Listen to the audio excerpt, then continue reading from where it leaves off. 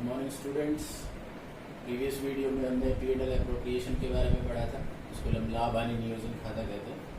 मैं आपको बोला था कि उस दिन कि हम उसका एक सवाल लेंगे और सवाल शुरू करते हैं। इसके लिए मैं आपको एक क्वेश्चन बना के देता हूँ। मान लीजिए किसी फर्म में A, B और C तीन साझेदार हैं और ईयर एंड या कह सकते हैं कि 1 अप्रैल 2017 को उन्होंने कोई बिजनेस स्टार्ट किया और उस बिजनेस में उन्होंने कैपिटल लगाई। A ने 50,000, B ने 30,000 और C ने 20,000। इतने रुपए लगा करके, इतनी कैपिटल लगा करके उन्होंने बिजनेस स्टार्ट किया 1 अप्रैल 2017 को। ठीक है। और इनका लाभ विभाजन अनुपात जो है वो इन्होंने डिसाइड किया 2:1। ये हम एक पहले सवाल बना रहे कि एक फर्म में ABC करके तीन साझेदार थे जिनकी पूंजी 50,000, 30,000 और 20,000 रुपए थी और 1 अप्रैल 2017 को उन्होंने कोई बिजनेस स्टार्ट किया इस पूंजी के साथ में और 2:1 अनुपात में वो अपना लाभ हानि का विभाजन करें। तो ये बताया जा रहा है कि A जो पार्टनर है या तीनों को ले लेते हम, इनको 10% इंटरेस्ट ऑन कैपिटल मिलेगा। मतलब इनको पूंजी पर ब्याज जो है वो 10% वार्षिक की दर से दिया जाएगा। इसी के साथ साथ जो पार्टनर A है उसको सैलरी मिलेगी वो 8,000 रुपए वार्षिक होगी। वार्षिक मतलब साल की। ऐसे ही साझेदार B को कमीशन मिलेगा और टोटल कमीशन उसका 6,000 रुपए होगा साल भर। ऐसे ही साझेदार C जो है उसको मान लीजिए बोनस मिलेगा, ये 4,000 रुपए वार्षिक होगा। इस तरीके से पहले हम एक सवाल बना रहे हैं और फिर इसका एक सोल्यूशन करेंगे। सवाल आप सीधा नोट भी कर सकते हैं कि एक फर्म में ABC तीन साझेदार है। 1 अप्रैल 2017 को उन्होंने क्रमशः 50,000, 30,000 और 20,000 रुपए की पूंजी लगाकर व्यापार प्रारंभ किया। जिनका लाभ हानि विभाजन अनुपात जो है वो 2:1 होगा। साझेदारों को उनकी पूंजी पर 10% वार्षिक ब्याज दिया जाएगा। A को सैलरी दी जाएगी 8,000 रुपए वार्षिक काम करने के बदले में। B को कमीशन दिया जाएगा 6,000 रुपए वार्षिक और C को साल भर का 4,000 रुपए बोनस के रूप में दिया जाएगा। और आपसे ये कह रहा है कि 31 मार्च 2018 को समाप्त वर्ष का लाभ 90,000 रुपए। ये सवाल बन गया हमारा। एक फर्म में तीन साझेदार है, ये इनका लाभ विभाजन अनुपात दिया हुआ है, 10% पूंजी पर ब्याज मिलेगा और लास्ट में उनका प्रॉफिट बता रखा है कि वर्ष के अंदर उनको 90,000 रुपए का लाभ हुआ। और आपसे ये कह रहा है कि लाभ हानि नियोजन खाता बनाए। इस तरीके से हमारा एक सवाल होगा। तो सबसे पहले आप वीडियो को देख करके और पहले ये क्वेश्चन नोट करेंगे और उसके बाद इसका अब हम एक सॉल्यूशन लेते हैं। ठीक है।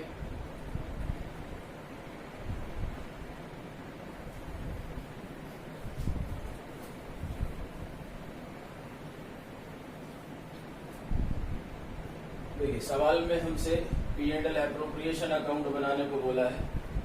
पहले की तरह बीच से दो पार्ट किए, दो अमाउंट के कॉलम हमने यहाँ से बनाए। ऊपर लिखा P&L एप्रोप्रिएशन अकाउंट। नीचे मैंने आपको बोला था कि डेट लिखते हैं फॉर द ईयर एंडिंग 31 मार्च 2018। ये वर्ष के अंत की डेट को, ये CR साइड और ये DR side. Particulars amount, particulars और अमाउंट। ध्यान से देखिए, मैंने आपको उस दिन 3 काम बताए थे प्रीवियस वीडियो में जब इसको समझाया था। तो बड़ा आसान सा कॉन्सेप्ट है, थोड़ा सा ध्यान देने की जरूरत है और इम्पोर्टेंट भी है।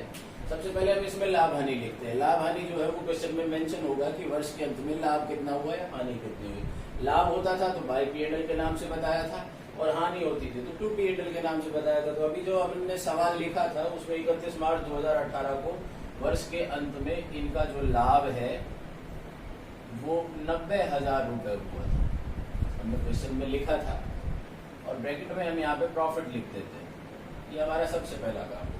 इसके बाद में दूसरा स्टेप मैंने आपको इस खाते के बारे में बताया था कि फर्म के लिए जो खर्चे होंगे वो डेबिट में, साझेदारों के संबंध में फर्म के लिए खर्चे होंगे डेबिट में, इनकम होगी तो क्रेडिट में। अब जैसे तीनों पार्टनर है, तीनों पार्टनर को उनकी पूंजी पर 10-10% वार्षिक ब्याज दिया जाएगा। ये अभी अपन ने क्वेश्चन में देखा था।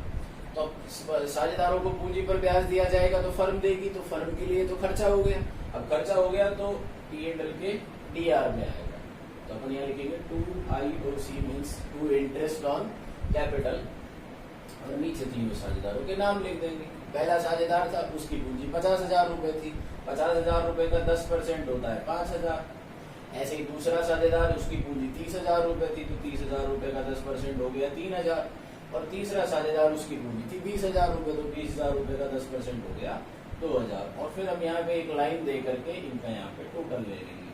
समझ में आया? इसके बाद आगे के कॉन्सेप्ट को पढ़ेंगे। फिर हमने देखा था कि साझेदारों को काम करने के बदले में कुछ मेहनताना मतलब पारिश्रमिक दिया जा रहा था, जिसमें सबसे पहले सैलरी, वही कॉन्सेप्ट है कि ए को सैलरी मिलेगी तो फर्म देगी, फर्म देगी, फर्म के लिए खर्चा होगा तो P&L एप्रोप्रिएशन के DR में आएगा। टू सैलरी टू ए, ठीक है। इसको जितनी भी सैलरी दी जानी है वो सैलरी लिख देंगे हम। ऐसे ही एक साझेदार को कमीशन दिया गया था जो 6,000 रुपए था, और एक साझेदार को यहाँ पे बोनस दिया जाना था। ये तीनों चीजें फर्म देगी, फर्म के लिए खर्चा है, इसके लिए DR में लिख रहे हैं। वो लगभग 4,000 रुपए था, ठीक है। और यहाँ लगभग 9,000 रुपए थे। क्वेश्चन में जैसा मेंशन हो उसके हिसाब से आप इसको कर सकते हैं, ठीक है। दोबारा समझा देता हूँ। सबसे पहले प्रॉफिट लॉस लिखेंगे साझेदारों के लिए। जो फर्म को वर्ष के अंत में प्रॉफिट होगा तो बाय P&L के नाम से, लॉस होगा तो टू P&L कर देते हैं उसको। यहाँ पे प्रॉफिट था 90,000 रुपए का, बाय P&L के नाम से इसको दिखा दिया। इसके बाद में तीनों साझेदारों को पूंजी पर ब्याज दिया जाना था, जो कि फर्म के लिए खर्चा है। फर्म के लिए खर्चा है तो P&L एप्रोप्रिएशन के DR में आएगा। इन तीनों साझेदारों को काम करने के बदले में जो भी दिया जा रहा है तो फर्म के लिए ये एक खर्चा है, और खर्चा है तो P&L एप्रोप्रिएशन के DR में आएगा। जैसे सैलरी दी ए को, यहाँ आप ब्रैकेट में लिख सकते हो, टू कमीशन ब्रैकेट में B लिख सकते हो, और बोनस दिया इसको तो C लिख सकते हो। ये हमारे 2 स्टेप पूरे हो गए। इसके बाद में एक तीसरा स्टेप ये था कि हम देखेंगे, टोटल लगाएंगे। तो टोटल लगा के देखेंगे किधर का टोटल ज्यादा है।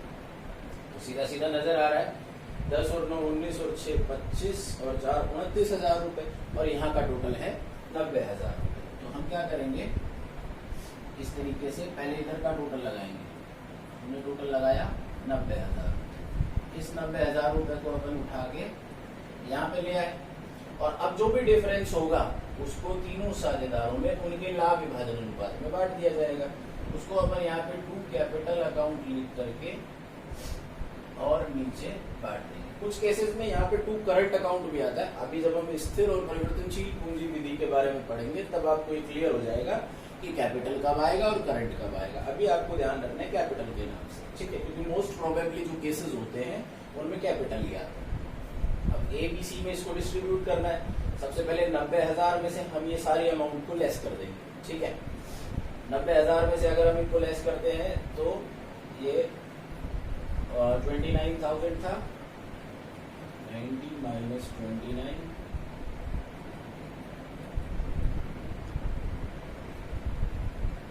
61,000 रुपए। 61,000 रुपए को हम 2:1 में बांट देंगे। कैसे बांटेंगे, ये डिस्ट्रीब्यूशन हो जाएगा, ठीक है। अब ए की बात करें तो 61,000 गुणा 2/5, क्योंकि इनका अनुपात जो है वो 2:2:1।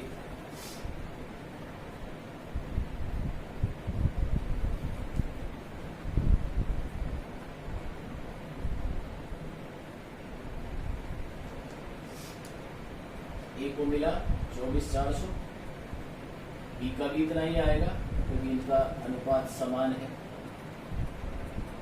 24,400, और सी को जो है वो आपका मिलेगा 61,000 गुना 1/5, जो भी होगा 12,200। इस अमाउंट को अपन यहाँ ले लेते हैं। 24,400 ए के हिस्से में आया, 24,400 ही बी के हिस्से में, और सी के हिस्से में 12,200। कुल मिलाकर के हो गया आपका 61। इस तरीके से पीएल एप्रोप्रिएशन अकाउंट जो है वो बनाया जाता है। बिल्कुल आसान सा कॉन्सेप्ट है, थोड़ा सा आपको ध्यान देना है कि सबसे पहले जो भी प्रॉफिट लॉस होगा उसको लिखेंगे। प्रॉफिट होगा तो बाय पीएनएल के नाम से, लॉस होगा तो पीएनएल के नाम से। साझेदारों के लिए खर्चे डीआर में और इनकम कोई होती तो वो सीआर में लिख देते। और उसके बाद में इसका टोटल लगा के डिफरेंस निकालना है, और जो भी डिफरेंस आएगा उसको साझेदारों के लाभ विभाजन अनुपात में बांट दिया जाएगा। तो इस तरीके से पीएनएल एप्रोप्रिएशन का सवाल सॉल्व होता है। कुछ इसमें एडवांस जो चीजें आती जाएंगी तो वो बीच में जब भी हम सवाल करेंगे तो इसको क्लियर करेंगे। आपको इसी को फोकस करना है। कुछ सवाल मैं आपको और प्रैक्टिस के लिए दूंगा, उनको भी आपको सॉल्व करके समझ लेना है, नहीं होगा तो पूछ लेना।